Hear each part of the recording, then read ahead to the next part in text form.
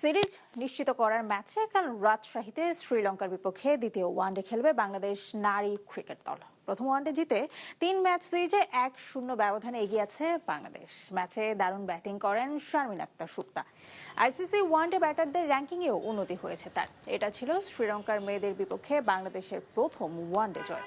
ধারাবাহিকতায় দ্বিতীয় ওয়ানডে জিতে 1 ম্যাচ বাকি থাকতে সিরিজ জয়ের লক্ষ্য বাংলাদেশের মেয়েদের।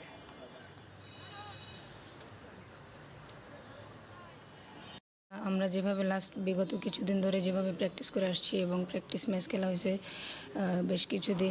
বেশ কিছু ম্যাচ, সো ওই ম্যাচগুলো আমরা খুব ভালোভাবে আমরা ডমিনেট করছি এবং যেভাবে আমরা লাস্ট ম্যাচটা উইন করতে পেরেছি, আমরা অবশ্যই আশা রাখি আমরা এই সিরিজটা আমরা নিব।